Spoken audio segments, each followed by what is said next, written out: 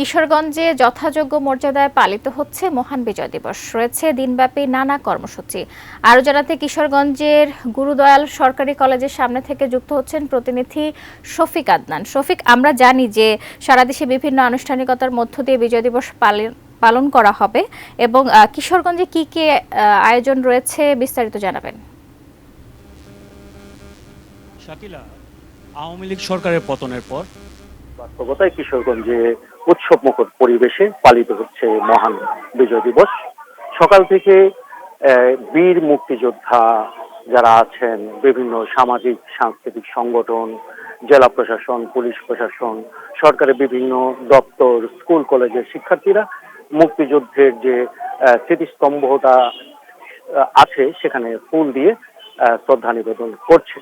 আমি এখন রয়েছি কিশোরগঞ্জ শহরের গুরুদয়াল সরকারি কলেজের সামনে যে স্মৃতিসৌধটি রয়েছে সেখানে। এখানে কিন্তু সকাল 7টা থেকে শহীদদের উদ্দেশ্যে শ্রদ্ধাঞ্জলি নিবেদন করছে। এই কর্মসূচি শুরু হয়েছে সকাল 7টা থেকে।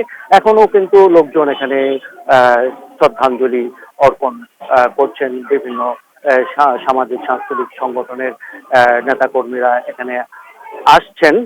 তো সব মিলিয়ে একটি উৎসব মুখর পরিবেশ এখানে রয়েছে। আজ সারাদিন ব্যাপী বিভিন্ন কর্মসূচি রয়েছে।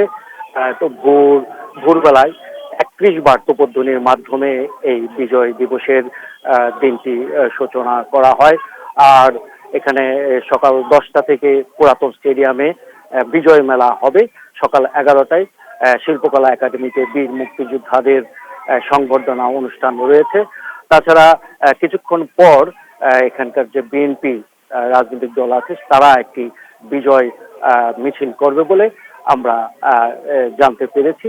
তো সব মিলিয়ে সারাদিন ব্যাপী বিভিন্ন সামাজিক সাংস্কৃতিক সংগঠনের লোকজন, বিভিন্ন স্কুল কলেজেও কিন্তু আমরা বিজয় দিবসের অনুষ্ঠান হচ্ছে বলে আমরা জানতে পেরেছি। তো এই ছিল কিশোরগঞ্জ থেকে বিজয় দিবসের অনুষ্ঠানাদির খবর। শাকিলা।